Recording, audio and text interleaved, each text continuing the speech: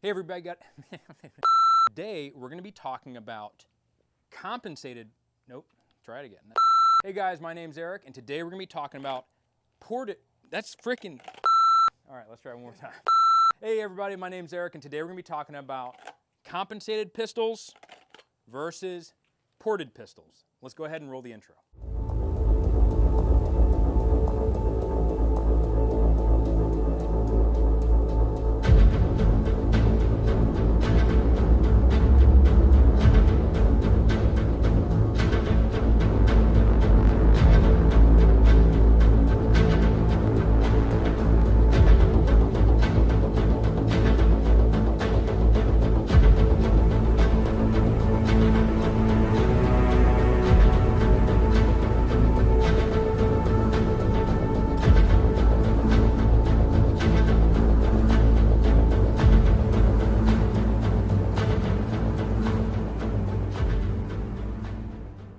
All right, guys, so we're gonna go out. We're here on the range. I got Ben with me. He's already set up a target down range, but he's gonna be running a ported pistol that we actually got from Tampa Gun Works, which is here local in Tampa, and he's actually ported my gun. He's ported Ben's gun. Ben, you actually have a video out on ports and comps already, so go check out Ben's video on that. If I can figure out how to put a link on there, I will link it. Otherwise, we'll put it in the comments, and just go check the top of the comments. It'll be pinned up there. But how have you been like, well, first off, let's just talk about what's the difference between ported pistols versus compensated pistols. So the ports, as most of you all know, are gonna be holes that are actually in the barrel, whether it's a stock barrel, aftermarket barrel. They're ports, like ports on a ship, holes in the barrel. And what this is doing is allowing gases to escape the barrel, creating an opposite force of recoil or muzzle flip, whatever you would wanna call it. What it basically is doing is just creating an opposing force to recoil. That's what ports are doing. Now, how many ports is up for debate. You should have in a barrel, 6, 9. I think it depends a lot on barrel length, where the ports land. Some people will have all their ports at the end of the barrel. A lot of guys are switching to ports right after the chamber, which is interesting. Yeah. Like Landers weapons systems, I believe they do all their ports right at the beginning of the barrel. I'm sure there's a reason behind that. There's some science behind it. COMPS is an actual piece that you're going to add to a barrel. Usually it requires the barrel to be threaded. You'll see some people trying to do it with longer barrels inside a slide that has some sort of mechanical device added to it. Like the Staccato 2011 XE. Yeah, SIGs do it. Yeah. There's a bunch of companies that do it. Yeah. But I like them both. Honestly, I think there's a little bit more tweaking, a little bit more aftermarket work when it comes to a compensator as opposed to ports, but ports can be done incorrectly. We've experienced some companies that have done bad porting jobs. Yeah. The big question I always get, and this is on my last video that Eric talked about, without fail, everyone always asks, yeah, but aren't you gonna lose a lot of velocity? And this has been put to bed already. There's a ton of great videos out there. Roger from QVO Tactical, he did an awesome video on muzzle velocity with ports. It is almost negligible. Some cases you don't lose any velocity depending on the ammo, barrel, etc. So it's not really something to be concerned about. Again, if the ports are done correctly, you're not gonna lose that much muzzle velocity. We're talking pistol ballistics here. They're all terrible. Yeah. You know, we're not talking rifle ballistics. They're all bad. But that's the big question. Am I gonna lose a lot of velocity? Short answer, no. Yeah, and I think the other thing also is when you're talking about the bad ports, like one of the characteristics that we saw that was kind of mind-blowing was like within 15 yards, the accuracy was okay. It was good. Literally right after 15 yards, it was like minute a man. Like it was insane how big the spread was. So yeah. It could also be one of those things where you have a sloppy port job. You'll see like burrs that are inside the grooves of the barrel. It's, part of it's a little bit risky, and you're sending it off to a company that's, taking a chance on maybe your stock barrel, and if they mess up, that's it. You got to buy another barrel, maybe an aftermarket one. So sending off to Tampa Gun Works, that was something that you and I, especially you in your video, was really looking at, how good is this port job? How clean was it? And so far, we've been super cheap. Yeah, and to Tampa Gun Works credit, they do it a little bit differently. Most people will use a milling machine. He did it all with a laser, which that was the first ported barrel I had that was ever done with a laser. no loss in accuracy. That's the biggest question I had. Is this group gonna open up? And it's been great so far. Yeah. Well, let's go ahead. We're gonna go shoot this. He's gonna shoot his ported pistol. I'm gonna shoot the comp pistol, and I'll talk a little bit about the Griffin comp once we get down there. So with the Griffin comp, Ben was talking about how the compensator usually is gonna be an additional part, requires a threaded barrel. You have some compensated barrels that are only a half full thread. So like if you have a threaded barrel, it's like half of what you typically would have for threads. And then you have like set screws and things of that nature. What's really nice about the Griffin comp is it's literally a thread protector that's a micro compensator at the end of an already threaded barrel. So I can run a suppressor on it. The barrel you can actually buy from Griffin Armament that I'm running for the M&P. I think they make it for Glock. And also, like, I think you actually gave me my first Griffin comp. Yeah, I for think the Glock. we've been through 3 of them so Yeah. far, and they work great. Like when people see them online, they're like, "There's no way that's doing anything," and I'm telling you, it works. I mean, our buddy Seth runs one right now. Yeah. And it's just a little piece, the size of a thread protector, 3 slots on it, and it definitely shoots a lot flatter with that thing on there. Yeah. So what we'll do you have any drills that we could do? We can just do some like 2 and 2 transition drills from paper to steel. We can just get up close to that camera and see how flat it's shooting. One thing we should mention, like ports and comps, they are not going to help you. Yeah. They're not going to bail you out of crappy fundamentals. Like they're just not. You got to have a good base, and you have to apply that every time you shoot. And then the icing on the cake is ports or a compensator. It's going to take the edge off a little bit. Yes, it is an advantage. They wouldn't have different categories in shooting competitions for ported guns and non-ported guns if it didn't give you some sort of mechanical advantage. Yeah. So keep in mind, this doesn't substitute fundamentals. Take a class, take as many classes as you can, and then when you've kind of, as Eric says, like you hit that plateau, you've hit that peak of performance, and you need something to really push you over the edge, I would say try a port or a comp. But let's run some drills. Cool. All right, so I got a shot timer. What we'll do is Ben will do 2 shots on paper, 2 shots on steel. And what we'll do is we'll have the camera guy get close to the gun.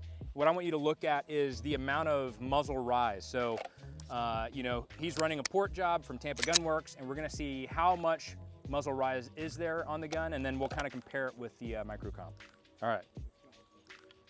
So just scoot back just a little bit. How's it look there? All right, shooter ready? Yeah. Coming in.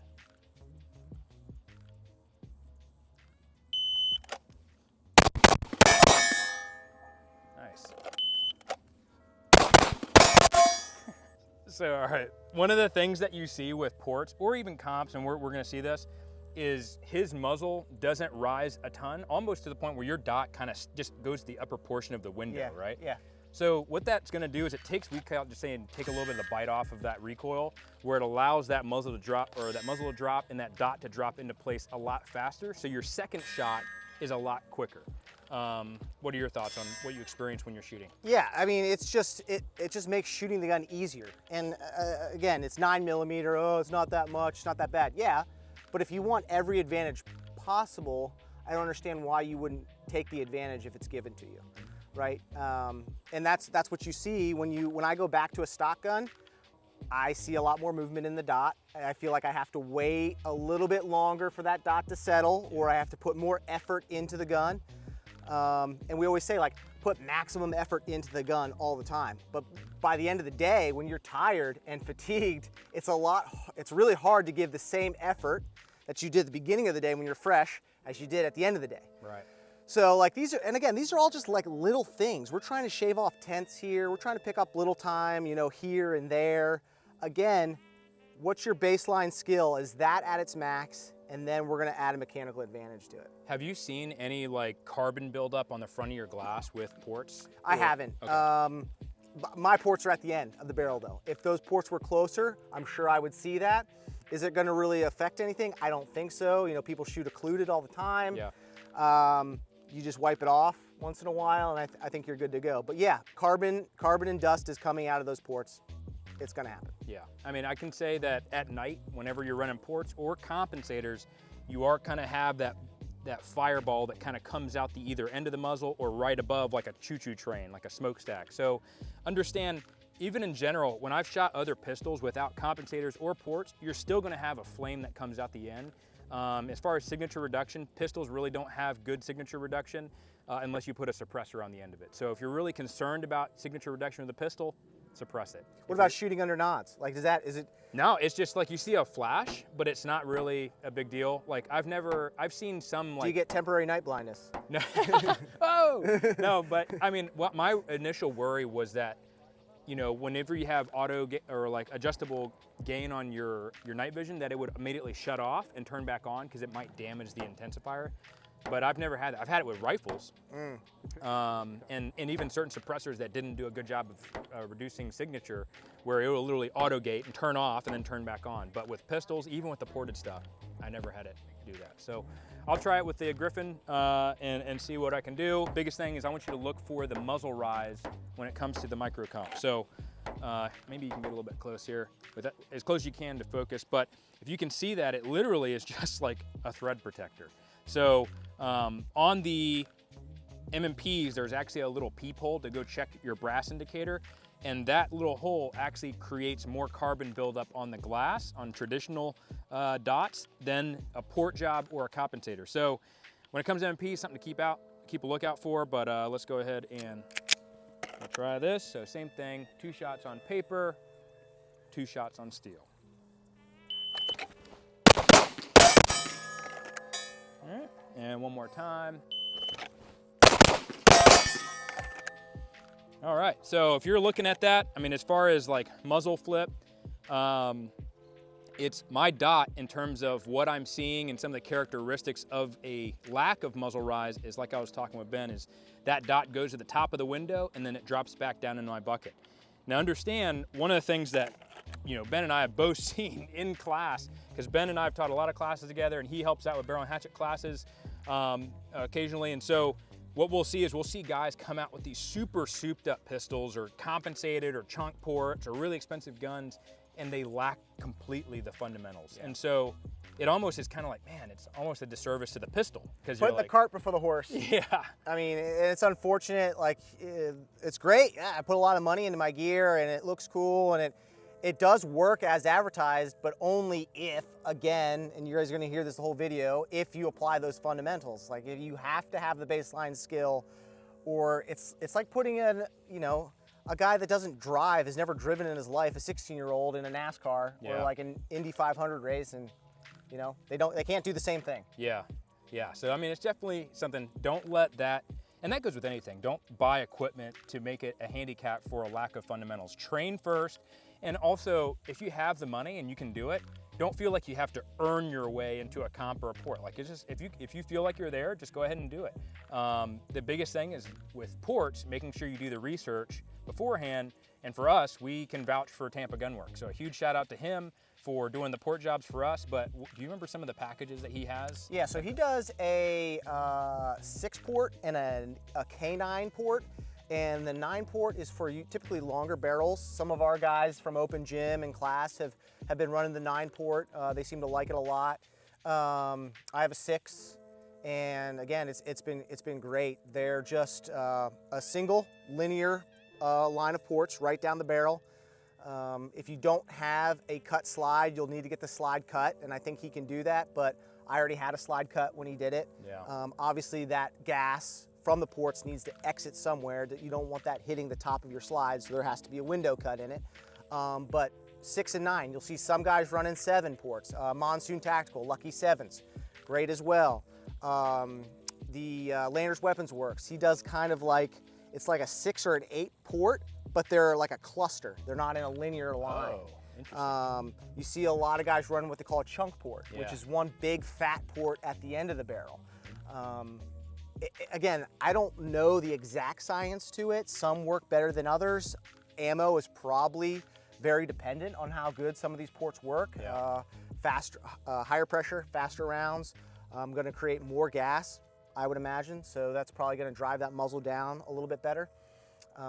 you just gotta kind of find out what works for you, find a company that's reputable, Yeah. and we'll even back up a little bit here so we can show you that accuracy hasn't diminished at all by adding ports or a compensator. Yeah, so let's go ahead and work our way back and shoot some distance. One of the things I'll talk about also is the Parker Mountain Machine port or compensators are awesome. There's a ton of guys in our group that shoot those, and they've had amazing luck with them. The biggest thing I'll say about compensators is sometimes you'll have so much compensator that you can't fit it in your holster. So you gotta make sure that your holster will fit that long compensator.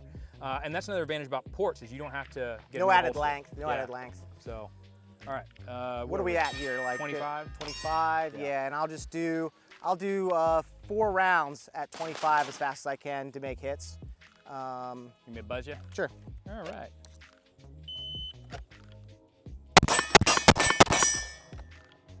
Nice. Relatively easy, good group down there. Not the fastest time in the world, but no degradation in accuracy. All right, I'll give it a whirl.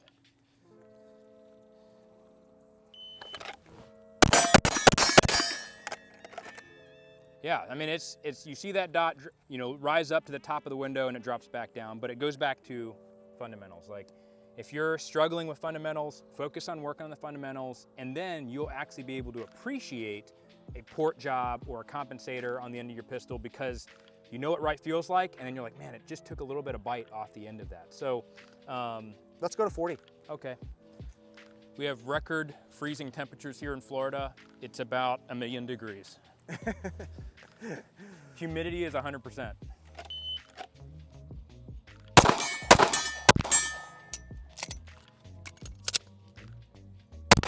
Hey, with a load. All 4 on there at 40. All right, here we go. Griffin comp, 40 yards.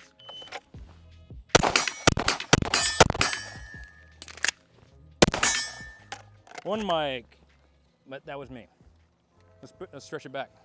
50 yards, and according to the US government, the max effective range of 9mm is 50 yards. But we all know we can go further than that. And it's usually operator error, that's why. All right, 50 yards. See if I can do 4 on here. Here we go, coming in.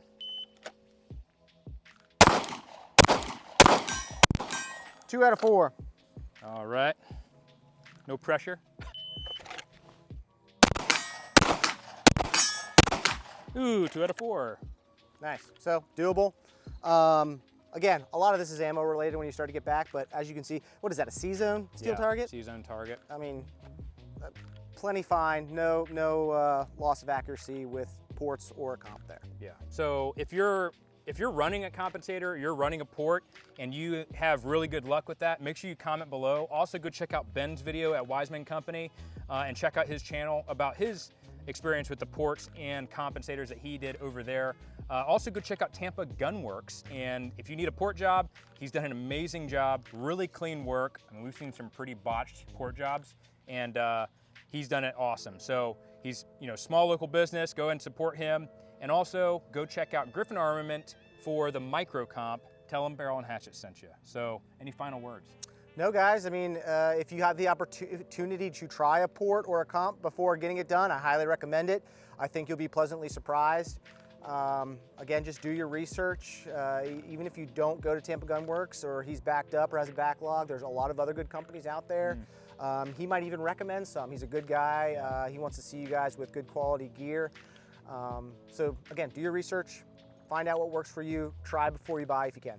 All right, I'll hand it back to Eric, who is at the shed for the closing out. All right, guys, so thanks for checking out this episode about ports and compensators. Obviously, you've been sweating a lot here in Florida, out training and putting together some awesome content for you guys. But I want to leave you guys with a special word that I actually heard myself recently. And that challenge, I guess, is, are you hospitable? Are you really looking out for your fellow man? And so that kind of leads me into Hebrews chapter 13, verse 1. And it says here, let brotherly love continue. Do not neglect to show hospitality to strangers, for thereby some have entertained angels unawares. Remember those who are in prison, as though in prison with them, and those who are mistreated, since you are also are in the body. Keep your life free from love of money, and be content with what you have. For he has said, I will never leave you nor forsake you. so we can confidently say, the Lord is my helper, I will not fear. What can man do to me? So guys, I kind of want to leave you with those words in terms of just as a challenge of like, make sure you're looking out for the people in your community. Make sure that you're looking out for those who are within our Barrel and Hatchet community. If you see somebody in the comment section that's struggling or maybe puts up a prayer request, take the time to read that prayer request, reply to that person. Even if it's something where someone's like, hey, should I get this port or should I get that compensator? Be kind to one another. Look out for your fellow man. This world already is full of enough hatred and enough ego and enough pride and also a lot of self-isolation. So don't be that person that self-isolates. Go out and meet some new people. Whenever we have training classes and you come to our class or you go to any other class with another instructor, meet the people that are in your class and build relationships. You already are there because you have the same like mind since you're there to train and be better and you're both into training and being prepared. So go connect with those people and build new relationships. Remember, there are tons of people out there, myself included, who will put on a mask that everything is fine to everybody else. I always put on this mask like, yep, I'm good, perfectly fine. But most of the times people are just dying inside and people need the hope. And the hope is in the gospel and the saving grace and salvation of Jesus Christ, who died for you. He's been waiting to have a relationship with you your entire life. He's been waiting for you to turn to him. And he says, hey, have this relationship with me. I love you. I want to be with you and wash you clean of all your sins, and I will fulfill you when you feel like you're empty and you're dying. So guys, make sure you're going out and training. Love your fellow man. Do unto others as you would have them do unto you. And if you are wanting to train, go check out BARRELHATCHET.com. It's an amazing way to meet new people and also come train with us. And make sure you go out and train to be the eternal asset, and I will see you on the next one.